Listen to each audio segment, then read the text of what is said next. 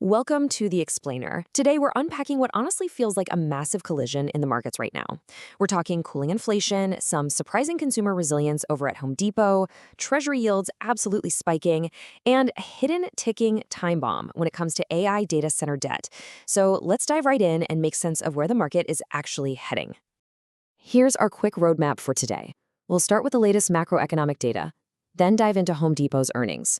After that, we'll look at treasury yields, uncover those AI data center risks, and finally, wrap things up with some key ETF technical levels. All right, Section 1, Macroeconomic Data and Market Overview. Let's kick things off with the big macro picture. Right now, we're seeing some really heavy trading volume out there and a pretty noticeable shift.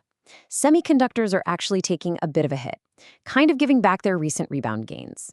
Meanwhile, those classic defensive sectors, things like healthcare and consumer staples, they're holding the line.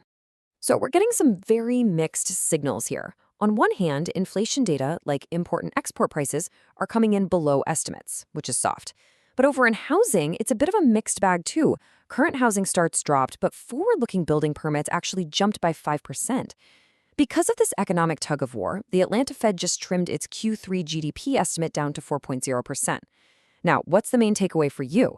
Well, the market is currently pricing in a 65% probability that interest rates are going to stay exactly where they are this September.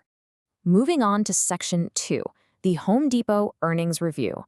You might be wondering, how is all this macro uncertainty impacting the actual everyday consumer? Well, that brings us right to Home Depot's Q2 earnings. And you know what? Home Depot delivered a solid beat across the board. Just look at these numbers. Earnings per share hit $4.92, total sales reached $47.86 billion, and comp sales were up 1.7%, all coming in hotter than Wall Street's estimates. But what's really fascinating here is how they actually pulled it off. They strategically used tariff refunds to cushion the blow of rising fuel costs during the quarter. Just a super smart operational pivot on their part. Looking ahead, their forward guidance is holding steady, projecting revenue growth somewhere between 2.5 and 4.5%. Now, if we look at their future valuation, the projected EPS midpoint for fiscal 2027 puts the fair value right around $344, which is pretty close to the current stock price near $337. And for fiscal 2028, that midpoint jumps up to $375. From a technical standpoint, we're seeing support in the 328 to 336 range, but to see a real breakout, it absolutely needs to smash through that 366 resistance ceiling it's been trapped under for months. All right, on to Section 3, Treasury yields and valuation impacts. Let's take a step back from retail for a second and look at the massive macroeconomic shadow hanging over basically everything right now. I'm talking about rising global Treasury yields. Get this, the 30-year U.S. Treasury yield just ripped up to 5.318%. That is a level we literally haven't seen in nearly 2 decades. Now, why should you care about this? Well, because high yields act kind of like gravity on growth stocks. When the risk-free rate goes up, the future cash flows of these high-growth tech companies are suddenly worth a whole lot less today. So it's a massive valuation headwind for the entire tech sector. Which brings us to Section 4, AI data center financing and CDS risks. That crazy high cost of borrowing leads us straight into what is perhaps the most critical and honestly most overlooked threat in the market right now, AI data center financing. Look, building out AI infrastructure is just staggeringly expensive. Free cash flow alone simply can't cover it, meaning these companies are taking on absolute mountains of debt.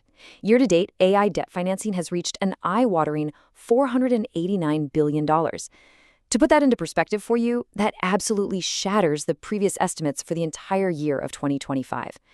And with interest rates sitting this high, this debt is getting incredibly expensive to service. If we really want to see who's swimming naked out there, we have to look at credit default swaps, or CDS scores. This is basically the cost to insure against a company going bankrupt. And wow, CoreWeave is flashing a massive warning sign here with a raw score of 728.82. Oracle and SpaceX follow at roughly 204 and 161 respectively. But here is the genuine shocker, guys. NVIDIA's default risk score has crept right up to around 80, which perfectly matches Meta's. And translating those scores into real-world 5-year cumulative default probabilities, it is completely eye-opening. CoreWeave is facing a terrifying 45 to 48% chance of default over the next 5 years. It's basically a coin toss. Oracle sits around 15 to 16%, while SpaceX, Meta, and Nvidia are all hovering around a 20% or 1 in 5 chance. Meanwhile, Amazon and Google are way down near 4.5%, and Microsoft is just sitting pretty with a tiny 3.5% risk. Why? Largely because their massive free cash flow means they simply don't have to rely on all this expensive debt. Finally, let's wrap up with Section 5, ETF technical support levels. With all these macroeconomic crosscurrents and those scary AI debt risks we just talked about, where does the broader market actually find its footing? Well, let's take a look at the key technical levels. Across the board, these indices are testing some absolutely crucial floors. For the SPY, we're watching that 745 to 756 support zone with a breakdown level at 729. For the QQQ, support is between 705 and 724. Now, if the QQQ breaks below 693, that signals a real structural breakdown. Meanwhile, the semiconductor ETFs, which, let's be honest, have been driving the entire market narrative lately, are really struggling. SOXX is facing upward resistance between 550 and 580, while SMH is clinging to a support zone of 557 to 581 with a critical floor at 535. Finally, just looking at a few individual players, Meta is actually expected to resolve its massive lawsuit via a settlement, and right now it's holding support near 540 with a secondary level at 500. Microsoft is basically trading sideways with support at 487, and the IGV software ETF is also moving sideways near 1001. So let's put this all together. We have a consumer that's clearly holding up, but a tech sector taking on nearly $500 billion in really expensive debt, all while Treasury yields are hitting 19-year highs. The ultimate question for you to think about is this. When this massive AI infrastructure bill finally comes due, will the productivity gains be enough to pay it all off? Or are we looking at the catalyst for the next major market correction? Thanks so much for exploring this with us. We'd love to hear your take, so let us know your thoughts down in the comments, and we'll see you in the next explainer.